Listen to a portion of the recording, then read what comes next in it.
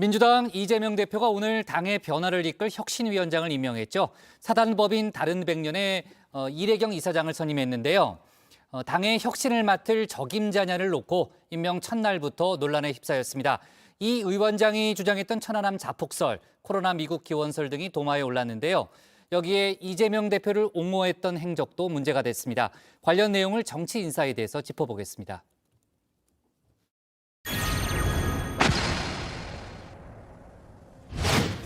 우리 민주당은 당의 혁신기구를 맡아서 이끌 책임자로 사단법인 다른백년의 이래경 명예이사장님을 모시기로 했습니다.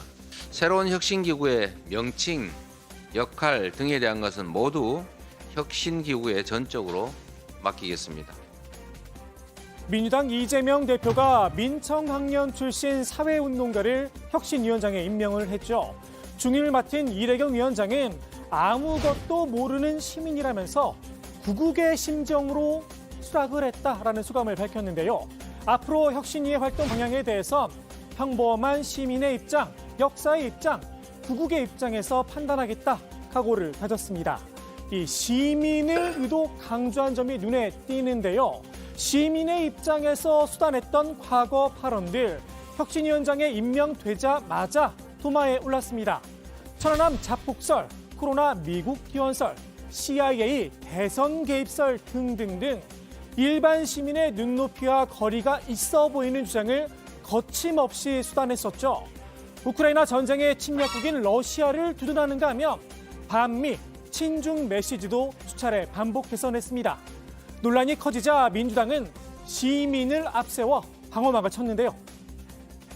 이전에 쓰셨던 글들이 문제 소지가 있어 보이는데 이 부분은 검증 제대로 되는가요? 시민의 일원으로서 개인적으로 자유로운 의사표현을 한 것, 그런 부분들도 있고 그렇게 섞여 있다고 생각합니다. 한미동맹 해체 수준을 주장하는 글들이 엄청 많단 말이에요, 지금. 미국을 비판했다기보다는 미국의 패권주의적인 정책에 대한 비판으로 받아들이는 사람들이 많다 생각합니다. 혁신위원장이 공직자는 아니지 않느냐 판단 잣대를 달리해야 한다는 옹호론도 나왔습니다. 이래경 위원장께서 이제 혁신위원장을 맡으시면 이게 공직이나 선출직에 이 공직도 아니고요. 네. 일반 장관 자리나 정부 자리도 아니고 이게 선출직으로 이분이 출마하실 자리도 아닙니다. 예. 그러니까 예를 들어서 선출직 공직자 같으면은 거기에 대해서 윤리 도덕성이라든지 이런 걸 많이 살펴볼 텐데 그런 자리는 아니고요. 글쎄요, 적어도 천안함 자폭설은 그냥 묻고 넘어갈 사항이 아닌 듯한데요. 당장 국민의힘에서 5.18이 북한군 소행이라고 떠드는 자들과 뭐가 다르냐 나를 세우고 나섰죠. 최원일 전 천안함 함장은 이 위원장의 해촉을 요구했는데요. 관련 조치가 없다면 내일 현충일 추념식에서 이재명 대표에게 이를 따져 묻겠다 공개적으로 입장을 밝혔습니다. 이 대표도 천안함 자폭설에 대해선 부담을 느낀 듯하죠.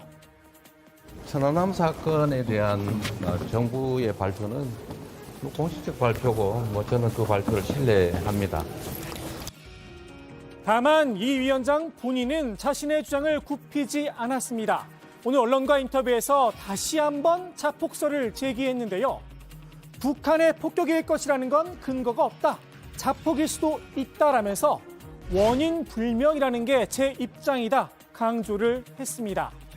시민으로서 이 위원장의 소신, 국내 정치를 향한 메시지에도 거침이 없었는데요. 윤석열 대통령을 윤가라고 부르며 퇴진을 요구하는가 하면 과거 국가보안법 위반 혐의로 실형을 산 이석기 전 통합진보당 의원의 석방운동을 벌이기도 했습니다. 이재명 대표와도 남다른 인연이 있는데요. 지난 2019년 이 대표가 친형의 강제 입원 사건으로 당선 무효형을 선고받자 이재명 지키기 번국민 대책위에 이름을 올려서 구명 활동을 벌였습니다. 지난 2월엔 이 대표와 윤 대통령을 비교하며 이 대표를 예찬하는 글을 올리기도 했습니다. 혁신위 구성을 강하게 요구했던 비명계에선 당연히 개파색이 옅은 인사가 혁신위원장으로 올 거라고 예상을 했었는데요.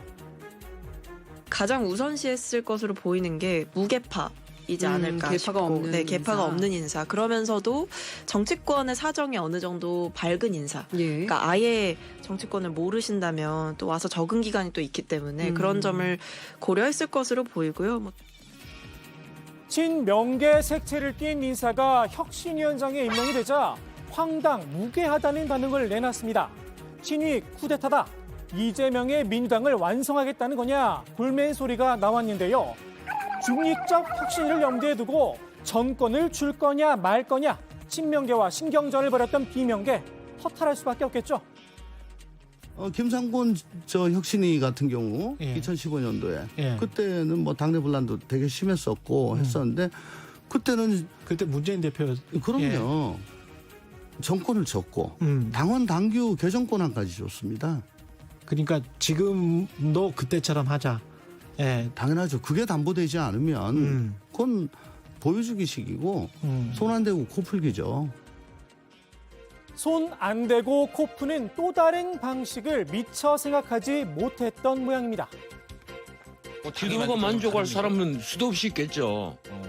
밑에서 알랑거리는 사람, 마음대로 갖고 놀 수 있는 사람 찾으면 되는 거예요. 그럼 그런 사람이 조건 줘봤자 자기가 그대로 쉽게 말하면 인증 조종자처럼 시로가 인증 조종하는 거 있잖아요. 그렇게 할 수 있으니까.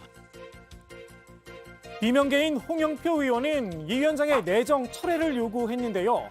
한쪽으로 편중된 인사로는 당내 혁신을 이룰 수 없다는 겁니다. 이상민 의원도 혁신위를 혁신할 위원회가 필요할 것 같다면서 이 위원장의 추천 과정을 공개하라고 압박했는데요. 이 위원장을 누가 추천했느냐? 기자들도 궁금하긴 마찬가지입니다. 이재명 위원장님은 누가 추천하셨나요? 그거는 뭐 여러 사람들이 추천한 걸로 알고 있습니다. 최종 결정은 이재명 대표님이 하신 게 맞나요? 근데 뭐 그렇게 보셔도 무방합니다. 대표님 직접 추천하셨던 걸로 아는데 좀 지명 배경은 어떤 걸 보고 하신 거예요? 대통령을 두고 비속어로 비하하는 게 굉장히 많던데요. 이게 공당 혁신위원장으로 적절한지도 좀 의문이 제기가 되거든요. 대표님 지키기 대책위원회를 구성했는데 외부 인사로 수고하셨습니다. 예. 이 위원장은 자신을 친명계로 분류하는 데 동의할 수 없다고 선을 그었는데요. 이 대표가 잘못하면 언제든지 채찍을 들고 단칼에 베어낼 거다 천명을 했습니다. 민당 혁신이 탄생의 배경, 돈봉투 의혹과 코인 사태 때문이죠. 이번의 혁신은 돈봉투 사건, 김남국 사건도 있었지만 그런 계기적 요인보다 더 중요한 게 총선을 앞두고 하는 혁신이거든요. 그렇죠. 네. 그렇기 때문에 포인트가 총선 혁신이다. 총선 혁신, 결국은 공천 문제와도 직결이 됩니다. 특히 도마에 오른 의원들을 어떻게 처리하느냐가 관심입니다. 뭐 돈봉투 전당대 의혹, 여기에 만약에 이름 나왔던 그런 의원들, 아직 뭐 언론에 공개되진 않았지만 이 녹취록에 나오는 이름이 나오는 의원들을 어떻게 공천할 것이냐, 공천을 배제할 것이냐.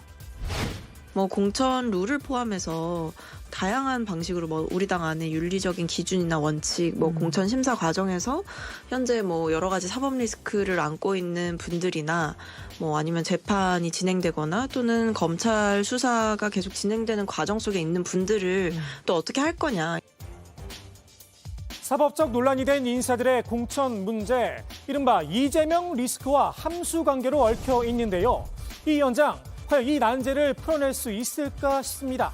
비명계가 공세 수위를 한껏 높인 상황에서 말입니다.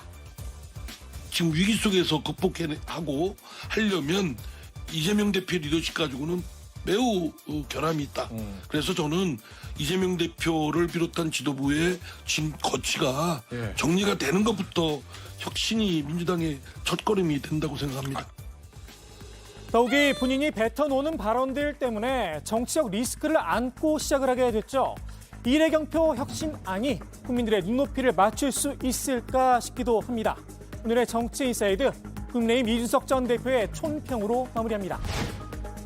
그분의 발언과 행위들을 추려서 살펴보니 차라리 김어준 씨를 혁신위원장으로 선임하는 것이 낫다.